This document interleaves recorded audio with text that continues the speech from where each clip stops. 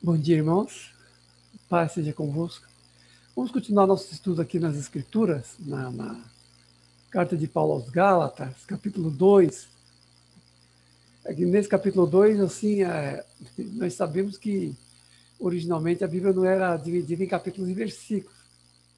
E a gente percebe claramente assim, que esse início de capítulo 2 está assim, na mesma argumentação, na mesma linha de argumentação daquilo que vem no capítulo 1, com relação às explicações iniciais de Paulo, as explicações que introduzem o tema que ele vai tratar com os Gálatas. Então, aqui no capítulo 2, de certa forma, ele continua um relato de fatos que vão sustentar aquilo que ele vai defender no decorrer da carta, pelos problemas que houve ali na região da Galácia, com relação ao tema da lei da graça, ou daquilo que avança no Novo Testamento em relação a conteúdos já superados do Antigo Testamento. É isso que vai dizer aqui no capítulo 2, uma continuidade, na verdade. Pelo meio da frase, de certa forma, versículo 1 e 2 diz assim, aqui nesse capítulo 2: 14 anos depois subiu outra vez a Jerusalém, em obediência a uma revelação, e expus o evangelho que prega entre os gentios, aos que pareciam ter maior influência. 14 anos depois, a gente vê lá no capítulo 1 que ele levou 3 anos, que ele não era conhecido, ficou 3 anos lá pela região da Arábia, depois de 3 anos que foi se avistar com Pedro e os demais apóstolos, glorificavam a Deus a respeito. No final do capítulo 1 nós vemos essa narrativa, e continuando na mesma narrativa, Paulo diz que 14 anos depois é que ele subiu de novo a Jerusalém, e isso por uma obediência, uma revelação. Por quê? Que revelação foi essa? Foi aquele problema que houve lá em Atos 15. Lembra Atos 15? Em Atos capítulo 15 está narrado que alguns judeus começaram a dizer que os gentios que iam se convertendo tinham que circuncidar. Se você não circuncidar, segundo a lei de Moisés, vocês não podem ser salvos. Então, alguns judeus começaram a pregar que havia aquela parada obrigatória dos gentios pela lei, ou na lei, tinha que fazer um estágio na lei primeiro, para só depois ir para o evangelho, como se tivesse que cumprir um pouco da lei e também o evangelho. Então começaram a fazer aquela mistura e começou a haver, obviamente, um debate, porque pessoas como Paulo e talvez outros, talvez Estevão antes dele, já pregavam uma liberdade completa em Jesus para os gentios ou em relação aos gentios, sem que necessariamente fizesse aquele estágio, aquela antessala na lei. E é claro que isso assim, causou uma certa celeuma e tiveram que fazer esse concílio. Isso está lá em Atos 15, narrado direitinho, todo o processo, como aconteceu. E quando houve aquela reunião, aquele concílio, todos se reuniram ali, e ali em Atos 15 nós vemos assim, que Paulo e Barnabé expuseram o que estava acontecendo entre eles, entre os gentios. Expuseram, Paulo e Barnabé relataram o que Deus estava fazendo com eles entre os gentios. Então eles fizeram aquela reunião, Paulo expôs, Paulo e Barnabé expuseram de várias viagens que já tinham feito. Em Atos nós vamos ver várias vezes as narrativas dos fatos que aconteceram nessas viagens de Paulo e Barnabé. Eles relatam ali, eles debatem e aí há aquele consenso. Tiago se levanta e diz, olha, então Deus está realmente salvando os gentios, isso está conforme a palavra do profeta, que depois daqueles dias virei e restabelecerei o tabernáculo de Davi e suas ruínas, para que os restantes das nações também busquem o meu nome, e também os gentios sobre onde tem sido invocado o meu nome, a profecia lá de a morte, se não me engano, um profetinha pequeno, um profeta menor, um daqueles baixinhos invocados lá. E essa profecia, Tiago vê que, o Tiago, irmão do Senhor, vê que está acontecendo nesse tempo, e que o que está acontecendo em relação aos gentios é aquela expansão maior do evangelho, da pregação da palavra para além das fronteiras estritamente judaicas. Esse encontro está acontecendo em Jerusalém, e, de certa forma, parece que a igreja tem uma sede em Jerusalém. Não formalmente, porque eles não estabelecem, nunca estabeleceram uma sede formal em Jerusalém, mas acabava que Jerusalém parecia ser o polo irradiador, pelo menos a princípio era. E Tiago, como uma pessoa proeminente nessa igreja de Jerusalém, ele toma a palavra e fecha a questão em um consenso que houve entre eles, consenso que aceitava o evangelho de Paulo, por assim dizer, aceitava a pregação de Paulo como alinhada com a dos apóstolos, e algumas exortações sobre relações sexuais ilícitas e carne sacrificada aos ídolos. Está lá em Atos 15. Carne sufocada, carne sacrificada aos ídolos, mas aquilo era mais assim de certa forma, não é que era uma norma rígida, mas era mais uma maneira também de não melindrar. Por um lado, aceitava o evangelho livre, como deveria ser, de amarras e questões judaicas, mas, por outro lado, também cuidavam assim com relação ao fato de haver muitos judeus em muitos lugares na época, e por uma questão assim de conciliação e de concórdia, para que os gentios também não melindrassem os escrúpulos judaicos. Na verdade, era mais uma questão assim, uma questão mais circunstancial. Então, Paulo fala que aos que pareciam ser de maior influência, né, aos que pareciam ter maior influência, para ver quem são esses que pareciam ter maior influência, ele vai retomar essa mesma expressão depois. Mas o fato é que ele foi lá e expôs o evangelho e houve compatibilidade, os apóstolos colocaram o selo de qualidade deles, por assim dizer, e Paulo continuou pregando. Então ele está narrando isso, aconteceu isso aqui. Aconteceu isso aqui, ele está narrando um fato, entenda bem isso. Vai narrar um fato, depois vai entrar no assunto. Ele está narrando um fato ainda. Está fazendo um inventário ainda, para introduzir o assunto da carta. No versículo 3 a 5, ele continua dizendo, resumidamente, né? Contudo, nem mesmo Tito, sendo grego, foi constrangido a circuncidar-se. E isso por causa de falsos irmãos que se entremeteram com o fim de espreitar a nossa liberdade que temos em Cristo Jesus, aos quais nem por uma hora nos submetemos. Então, o Paulo está um pouco irritado aqui. Nem mesmo Tito foi obrigado a circuncidar. Tito era grego e estava com Paulo na ocasião que ele foi lá para Jerusalém. Paulo está sendo enfático no sentido prático daquilo que havia sido liberado. Pois se foi decidido que todos são salvos pela graça e que não há aquela parada obrigatória pelo judaísmo, então o Tito vai circuncidar para quê? Isso aí passou. Então o consenso é que não precisava. Então o Tito, que era grego e não era circuncidado, não precisou circuncidar. Por quê? Porque no consenso isso tinha sido superado. No consenso isso era uma norma superada, sem circuncisão.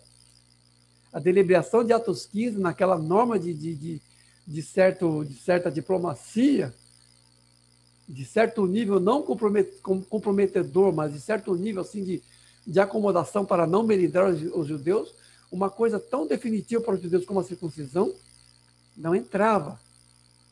Exorto para que os gentios circuncidem por via das dúvidas. Não está escrito isso lá.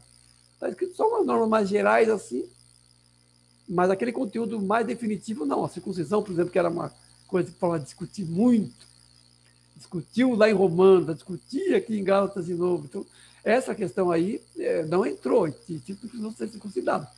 E isso por causa de falsos irmãos. Paulo está tão passado, né, que ele diz que tem falsos irmãos que são judeus assim, judaizantes, judeus assim que forçam demais na lei, apegados demais à lei, e querem porque querem que os gentios se tornem judeus antes de se tornarem cristãos.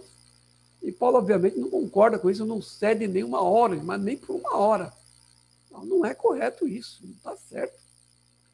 O evangelho não é uma extensão da lei. O evangelho não é uma sucursal. Jesus não é um profeta de Moisés, é o contrário. Jesus é maior do que Moisés. Não tem subordinação nenhuma do evangelho com relação à lei. Pelo contrário. A lei, como tutor, nós vamos ver depois, introduziu o evangelho. Mas numa relação de algo inferior para algo superior. E Paulo percebe tudo isso, né? Até a gravidade de se retroceder dessa maneira, uma negação do evangelho. Problemas do legalismo, problemas de orgulhos nacionais, esse orgulho existe até hoje, não é? Orgulho assim do próprio judaísmo, ou da medição dos judeus com relação ao gentio, aos goins, como eles falam. Então, tudo isso estava envolvido. E Paulo, obviamente, sabia e entendia que o evangelho não tinha nada a ver com nada disso. Então, ele não submetia de jeito nem uma hora, sem acomodações, sem negociações. É óbvio que, em outras passagens, Paulo cede, não cede assim conteúdos mais comprometedores, por exemplo, assim. Há uma passagem que diz que Paulo, quando foi para Jerusalém com Timóteo, ele circuncidou Timóteo por causa dos judeus daqueles lugares. Então, não é que Paulo também chutava o pau do barraco nem nada, é que aqui havia uma discussão em torno desse assunto, e era um ponto em que isso estava sendo determinado como norma permanente do Evangelho. Uma vez assegurada essa norma permanente, uma vez ela estabelecida, aí, a partir disso, sim, poderia se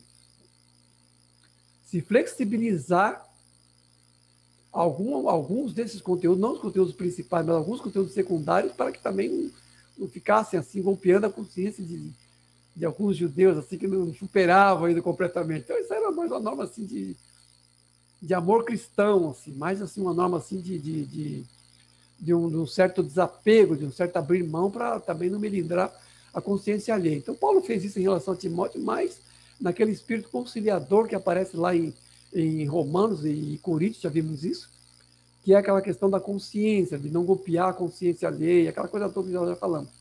Então, quando Paulo cede em relação a isso, é mais com relação a essa norma do amor, assim, que deve presidir a todas as coisas, inclusive com renúncias pessoais, de apegos e de convicções. É mais isso, tá? Não é que Paulo, numa hora afirma, outra hora nega, não é isso não. Para Paulo está bem claro. Quando ele fala sendo judeu com os judeus, para ganhar os judeus, ele não está sendo Maria vai com as outras, como se diz. Ele está apenas pontuando os valores principais, afirmando os valores principais, mas também secundando aquilo que também não tem maior implicação, nem em relação a esse ponto. No versículo 6 a 10, continuando, ele diz assim, a narrativa ainda, ele não está afirmando nada teologicamente, está só contando, tá? E quanto àqueles que pareciam ser de maior influência, ele fala de novo, né? Nada me acrescentaram. Quando viram que o evangelho da incircuncisão me fora confiado, como ao Pedro o da circuncisão, recomendando-nos apenas que nos lembrássemos dos pobres. Tá bom? Que tinha uma influência. Ele retoma o argumento, ele faz aquele parênteses aqui em relação a Tiago e os falsos irmãos, que dá aquela reforçada, né? Mas aqui ele retoma o que ele estava dito antes, porque ele já tinha ido a Jerusalém para fazer aquele relatório no concílio os que tinham maior influência. Aqui ele fala de novo, né? E aí esses que tinham maior influência não me acrescentaram nada. Houve já averiguação, não, realmente o evangelho que você prega não é diferente do nosso. Tiago fala isso lá em Atos 15. Lá em Atos 15. Então eles concordam que o evangelho de Paulo é uma implicação de coisas da Escritura que é um avanço, na verdade, não é? Mas no pensamento de Paulo, essa questão legalista é justamente o retrocesso. Naquilo que pela palavra de Deus já havia, assim, já havia sido avançado. Tá? E uma coisa que a gente tem que entender aqui nessa questão é o seguinte, Paulo, ele faz essa narrativa toda, e uma narrativa que enfatiza assim, uma certa independência, porque ele fala no começo que não foi lá para os apóstolos imediatamente, não foi beijar a mão dos cardeais, nem nada, não fez nada disso. Já foi para a região da Arábia, ficou 3 anos com Jesus, aprendeu e ouviu de Jesus, depois de 3 anos, aquele foi, ele já estava pregando esse tempo. Então ele não foi lá primeiro, não recebeu deles e não foi, por assim dizer, procurar o aval deles. Então, às vezes isso pode dar a impressão assim, de que Paulo era um tipo de um freelancer, assim, mas não é isso.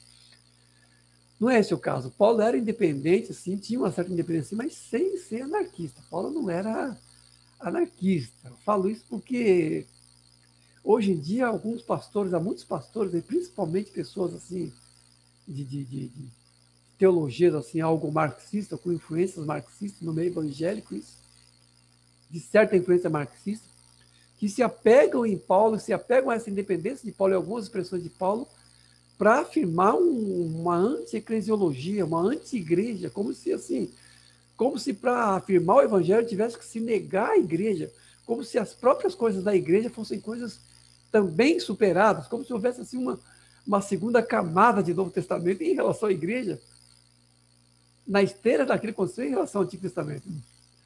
Tem pessoa que faz isso. Paulo não é anarquista de maneira nenhuma, ele está alinhado com os apóstolos, se entrevê com os apóstolos, e dialoga com aquilo que também está sendo revelado ao resto dos apóstolos. Não há, assim, discrepância nenhuma, não há negação nenhuma nos escritos de Paulo, apesar da alegação de algumas pessoas de hoje em dia, os desigrejados e pessoas que pregam doutrina do tipo de desigrejados, eles negam questões que o Novo Testamento afirma com relação à igreja e ao seu funcionamento dinâmico, a liderança da igreja, a autoridade espiritual, tudo isso. Eles negam dizendo que isso é uma forma de legalismo ou de judaísmo reeditado, coisas que Paulo afirma, Pedro afirma, os outros apóstolos afirmam. É claro que isso tem um espírito próprio, o espírito do evangelho é um espírito diferente do espírito legalista. Nesse ponto até eu concordaria.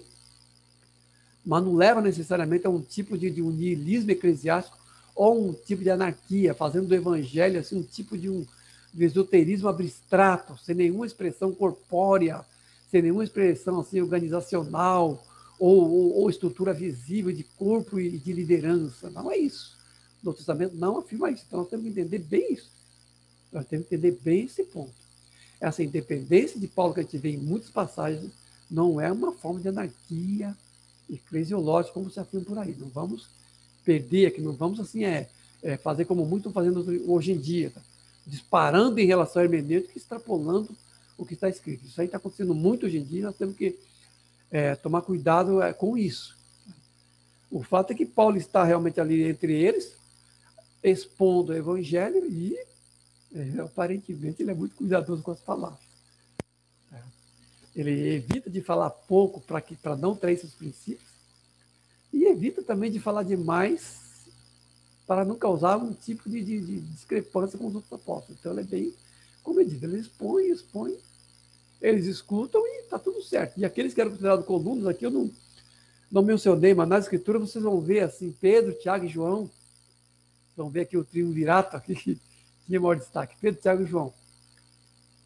Pedro e João são aqueles do evangelho mesmo, Pedro e João. Mas o Tiago aqui não é aquele mesmo Tiago, porque quando nós lemos o evangelho, nós lemos assim que na transfiguração e em outras ocasiões, Pedro separa Pedro, Tiago e João dos outros 12 e vai só com eles. Em algumas situações lá nos evangelhos aparece isso. Mas esse Tiago não é aquele mesmo Tiago lá dos evangelhos, nessa altura já tinha sido morto por Herodes, que era o irmão de João. Esse Tiago aqui é chamado de irmão do Senhor e é uma figura assim posterior, de certa forma. Mas ele é o principal de Jerusalém, então acaba sendo essa trinca aqui, Pedro, Tiago e João, como sendo as pessoas assim, mais influentes.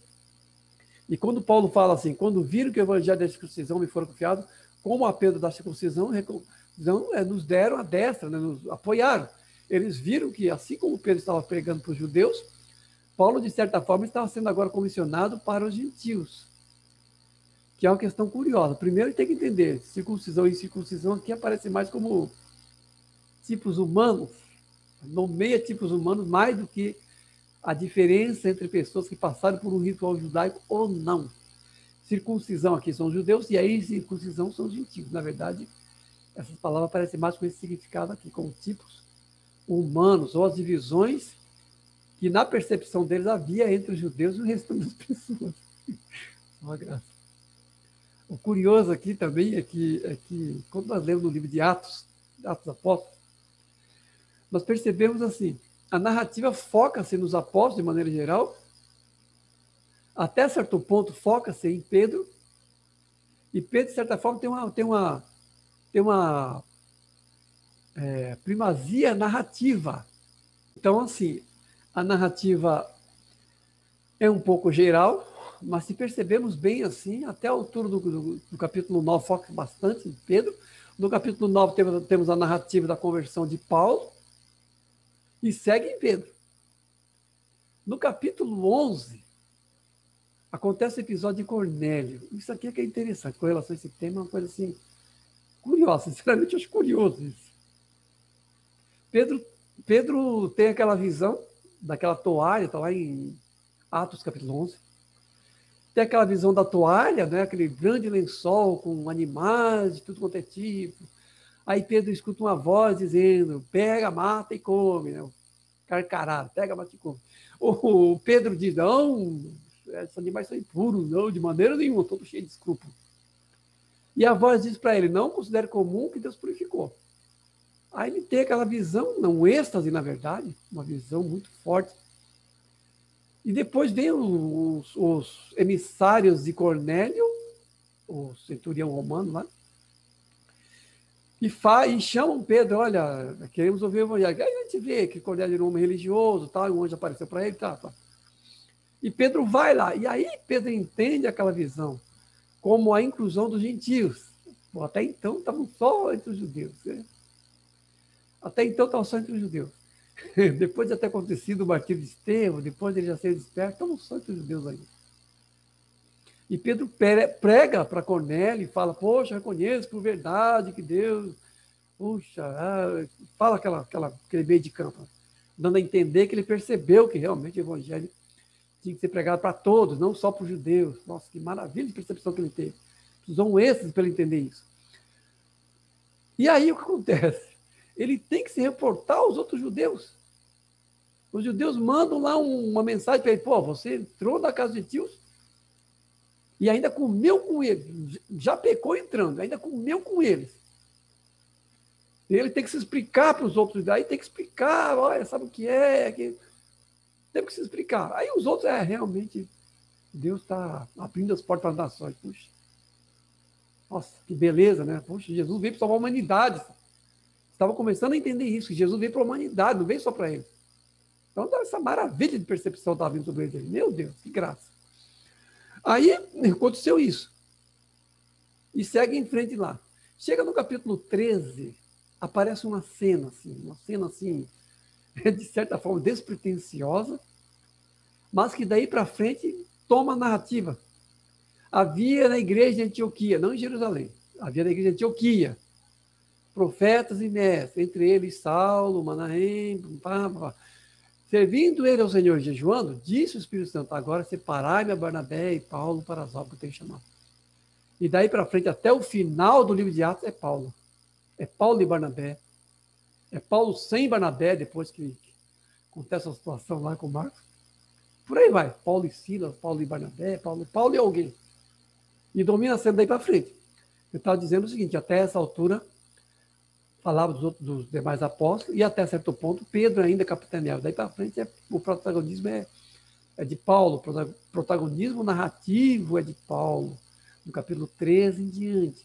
Aí é uma questão curiosa, porque uma vez uma irmã minha, estava contando isso com a minha irmã mais velha, com a minha irmã Luzia falou assim, Camilo, será que não era, na verdade, não era para Pedro ter feito o que Paulo fez? Será que Deus assim não revelou para Pedro isso?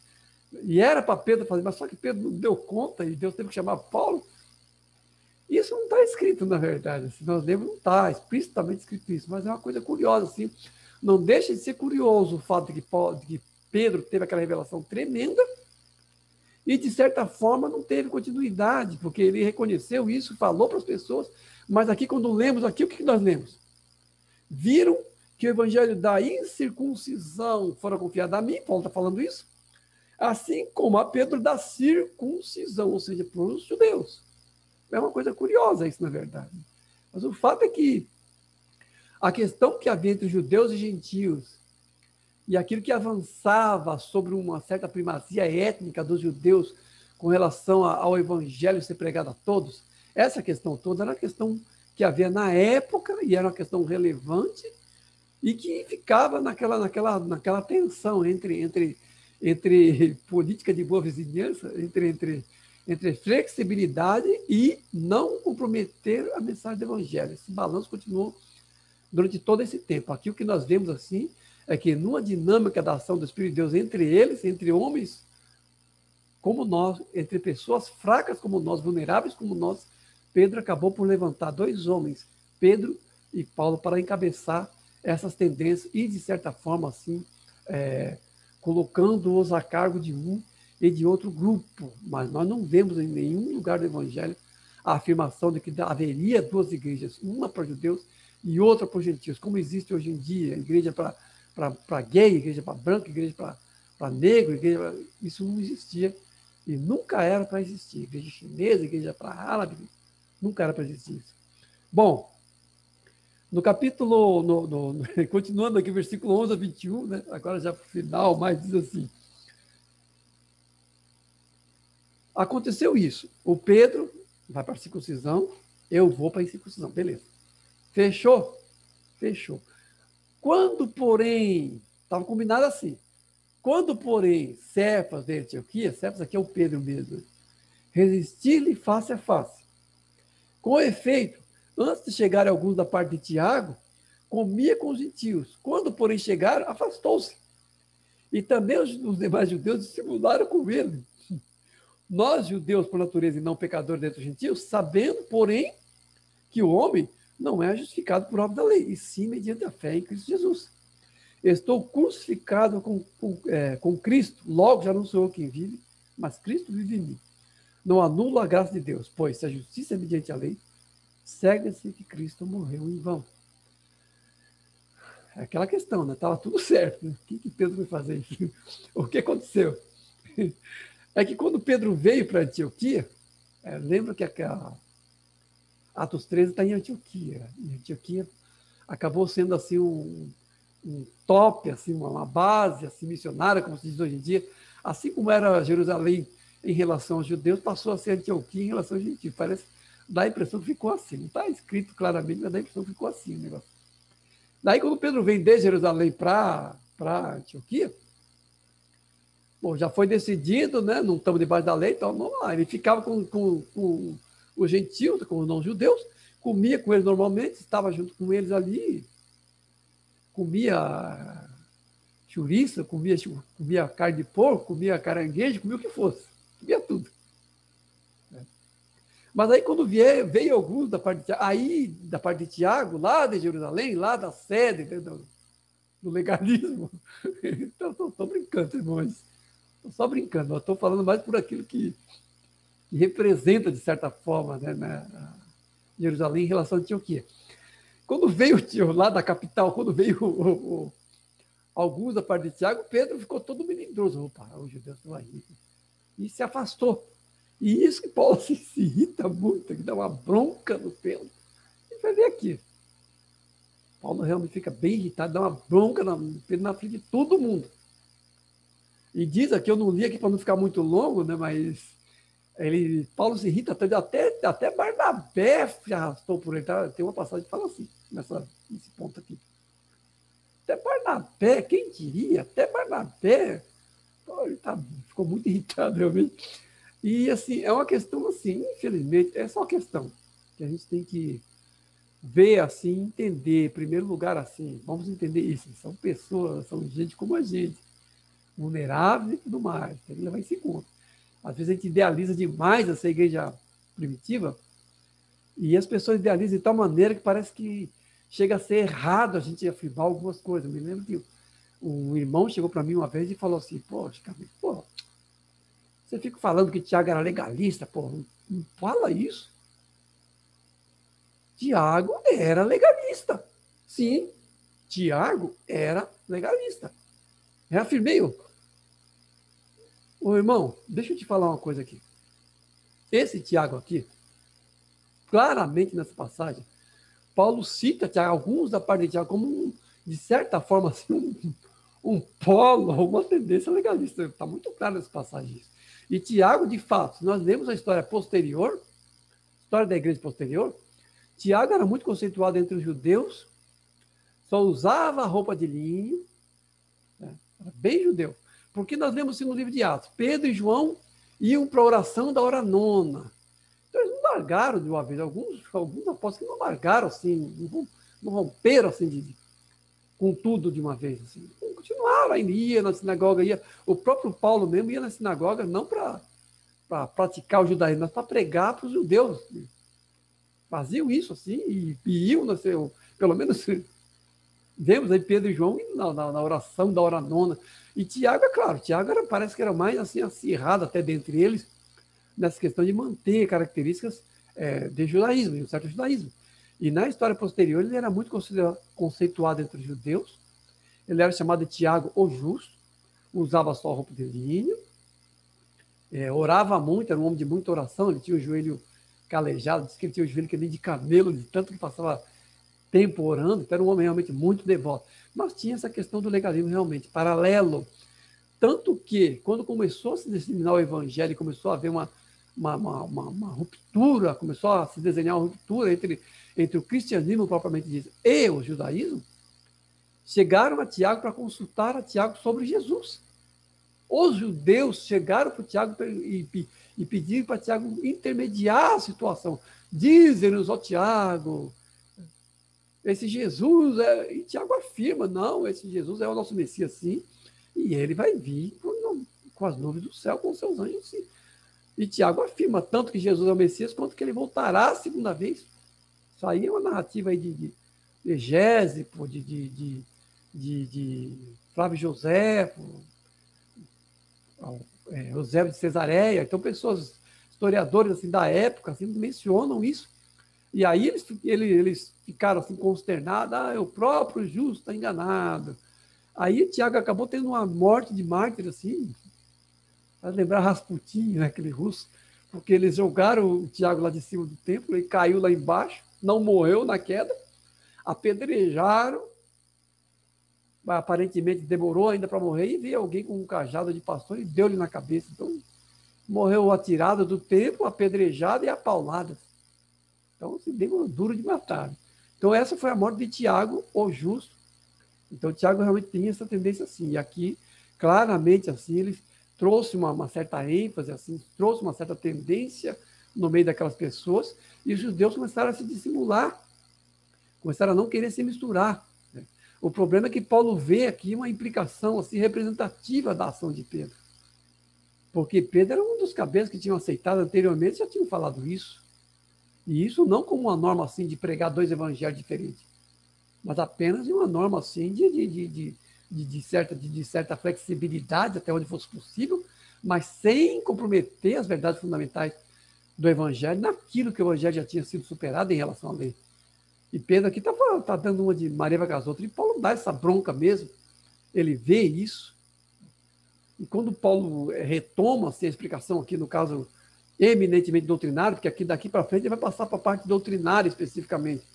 Até esse ponto ele está narrando todos esses fatos, todas as suas andanças e suas interações com os apóstolos, como ponto de afirmação daquilo que é consenso e que Pedro aqui pisou na bola quando não cumpriu. Então ele está afirmando isso primeiro, é uma parte narrativa. Daqui para frente ele vai começar, desses versículos aqui de 11 a 21, de uma certa altura, já começa a parte estritamente doutrinária já. Primeiro ele narra o fato representativo disso tudo que ele vai falar. E aqui já entra numa parte mais doutrinária, quando ele diz, nós judeus por natureza, no entanto, sabemos que o homem não é justificado pela lei. O que Paulo está querendo dizer aqui? Os primeiros que deveriam entender que o homem é justificado pela lei deveriam ser os próprios judeus. Porque se o escopo da lei, isso a gente vai falar depois, se o escopo da lei, ou se a função da lei fosse entendida naquilo que de fato é, os judeus deveriam ser os primeiros a entender a sua transitoriedade. É isso que Paulo está afirmando aqui. Nós somos judeus de natureza, não somos pecadores dos gentios. Recebemos a lei, vimos lá o monte fumegando, papapá. Mas nem por isso entendemos que a lei é de valor permanente. A salvação é pela graça. A salvação é mediante a fé em Cristo Jesus. A salvação não é mediante a lei. Então, Paulo dá a entender isso. O que ele quer dar a entender é isso. Que os judeus deveriam ser os primeiros a entender isso. Os tempos do reino deveriam ser os primeiros. Jesus repreende o judeu lá no Evangelho por causa disso. Ou vocês sabem quando vai chover, vocês sabem quando vai fazer sol, e não sabeis discernir essa época. Eles deveriam ser os primeiros, são as pessoas que receberam o comissionamento. Paulo está contrastando aquilo que foi confiado aos judeus em relação ao fraco entendimento dele, em relação com aquilo que estava avançando nesse tempo. Então, quando ele diz assim, não anula a graça, não anula a graça de Deus, pois se a justiça é mediante a lei, será que Cristo morreu em vão? Pô, então não precisava Jesus ter vindo, a lei já dava conta, porque Jesus veio para quê então? Não foi justamente para nos resgatar da maldição da lei? Porque a lei dizia respeito ao pecado. O homem sendo livre do pecado, ele é por extensão sendo livre da lei. Como Paulo disse lá em Romanos, a lei de espírito e vida em Cristo Jesus nos livrou da lei do pecado e da morte. Então, o império da lei, por assim dizer, foi anulado pela redenção de Jesus, naquilo que ele trouxe de redenção pessoal. Fomos libertos. Isso na nossa carne, nas nossas entranhas, naquilo que nós tínhamos assim, de inimizade contra Deus em nós mesmos. É por isso que Paulo fala aqui, ó, estou crucificado com Cristo, logo já não sou eu quem vivo, é Cristo que vive em mim. Essa verdade fundamental do Evangelho é que não pode ser de maneira nenhuma negociada. É isso que Paulo está afirmando aqui. E toda a carta de Gálatas vai girar em torno disso. Tá? A verdade fundamental de que nós temos nova vida em Jesus, redenção em Jesus, para além das questões circunstanciais entre judeus e gentios, que é o tratar da carta aos Gálatas segundo o contexto da época, para além disso, o fato é que nós todos somos redimidos em Cristo Jesus e não devemos nada à carne. É essa a verdade fundamental e universal que Paulo vai começar a defender daqui por diante. Amém? Deus abençoe, irmão.